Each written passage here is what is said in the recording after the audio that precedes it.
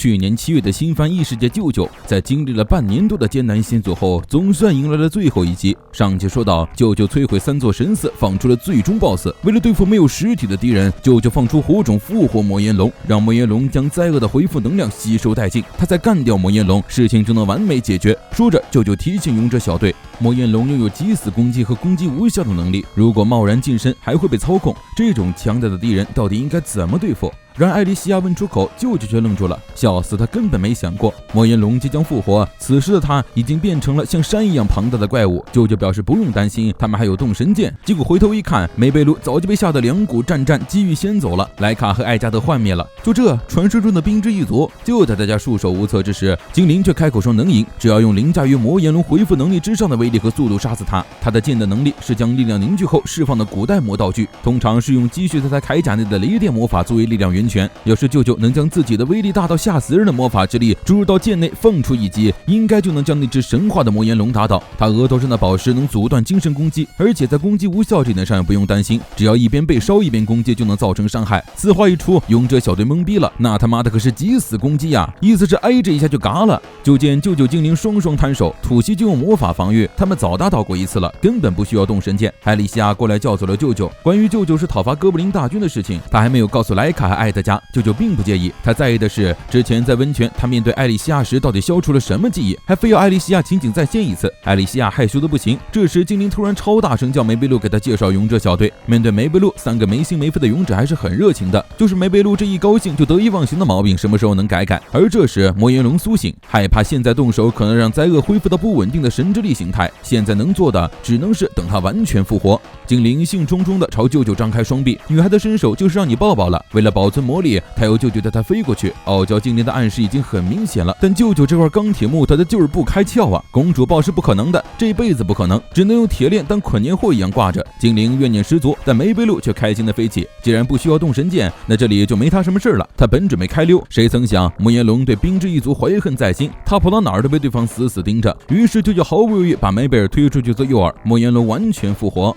梅贝尔大喊一声，抽起动神剑冲了出去。只要有动神剑在手，区区魔炎他根本没得怕的。但谁能想到魔炎龙朝他甩来的第一击是一块大石头啊！艾莉西亚护在梅贝尔面前，持剑将大石头轰成碎石。在魔杖的加护下，艾莉西亚能熟练的使用同伴的力量，好好的勇者也开始朝不正常的方向进化了。梅贝尔和勇者小队成功吸引了魔炎龙的注意，被魔炎龙撵得满地乱爬，鸡飞狗跳。而舅舅和精灵却在一旁谈情说爱。其实能否杀死魔炎龙，精灵心里也没底，但他不想因为恐惧而动弹不得，也更不想让其他人留下和他一样凄惨的回忆。情况相当危急，舅舅也不知道能不能赢。他姑且考虑了一下攻略方法，精灵突然打断他，这时候应该说危机即是机遇，这不是他的座右铭吗？舅舅没想到他的话精灵居然真的会听，两个人携手准备进行最后的战斗。追番的静雯突然叫了个暂停，屏幕外欣慰的莫瑞总算是能看到正经的异世界奇幻战斗场景了，这不得去上个厕所摆上临时仪表敬意。战斗继续，舅舅和精灵同时冲向魔炎龙，魔炎龙张嘴吐出第一发吐息，灼热的魔炎瞬间将两人淹没。舅舅使用魔法防御硬扛下魔炎，拽起精灵高高抛向半空。梅贝路挥舞动神剑，将魔炎龙刺向精灵的尾巴牢牢禁锢。与此同时，舅舅加下大范围的雷击魔法给精灵充能，禁锢冰柱碎裂的同时，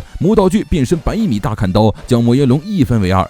云散天晴，危机成功解除，而精灵也因为魔力用尽从空中跌落。舅舅吓了一跳，飞速冲上去，在半空中拽住了精灵的手。你拽他手干什么？按照套路，现在不应该是个公主抱吗？你倒是多抱抱人家呀！舅舅责怪精灵连飞起来的力量都用尽了，但精灵却笑着将他一起拽了下去。他慌了对吧？两个人十指相握，在空中下坠。精灵高喊着他们做到了。风太大，舅舅根本听不见，但看到的精灵都开心的哭了。舅舅突然伸手把精灵抱在了怀里，可惜这纯爱的气氛没能持续多久。舅舅突然闻着精灵的头发，说有股焦味。精灵一听这还得了，立刻挣扎着让舅舅别闻了，结果就是双手从天上摔了下来。精灵还在抱怨，却见舅舅用瓶子吸收了魔炎龙残余的力量。精灵提醒他收集起来很危险，要是再让他复活和其他强大力量融合就不得了了。舅舅表示那就是他的目的。勇者学队跑过来问他们有没有事，梅贝尔拍拍舅舅的肩膀，一脸求夸赞的表情。他刚刚的助攻很不错吧？这不得表扬一下。舅舅难得坦诚了一次，如果是他一个人打倒魔炎龙，可能要花4个月，到时候这附近可能已经成了受灾地区，所以能在这里快速结束都是大家的功劳。说着，舅舅诚恳地向大家道谢，尤其是梅贝尔，不愧是兵之一族。艾莉西亚凑过去恭喜梅贝尔，然而梅贝尔这孩子一点都不经夸，突然大声说艾莉西亚也想被舅舅抱抱。舅舅以为艾莉西亚也想在天上飞，于是二话不说将勇者小队一起带上天玩举高高，丝毫没有注意到精灵黑沉的脸色。舅舅又为昨晚度过的一个美妙的夜晚向梅贝尔道谢，还又给了他一个戒指当做歌声的谢礼。精灵已经快要崩坏了，正在安慰自己，他和舅舅的关系早就不是戒指这个次元的了。但直男舅舅偏偏火上浇油，将自己的真名也告诉了梅贝尔和艾莉西亚。精灵气的小拳拳捶舅舅胸口，不小心捶出了放魔岩龙力量的小皮儿。在打倒龙的瞬间，舅舅看到两股力量相互碰撞下产生了时空扭曲，也就是说，只要把魔岩龙培育得更强，再用更强的攻击和他对仗，说不定就能打开时空通道，让他回归日本。结果精灵二话不说，抽起剑就要毁了瓶子。反正就是这样，他终于抓住了回到日本的线索。藤宫举手提问，舅舅之后是把那只魔岩龙培育得更强并且打倒才成功回到日本的吗？舅舅还没来得及回答，静雯突然摁住藤宫，追番要按照顺序来呀。从这往后还有整整14年的事。舅舅表示不碍事，因为他基本上都是一个人单走，之后已经很少会有这样的桥段了。今天的剧情结束，舅舅请客去吃拉面。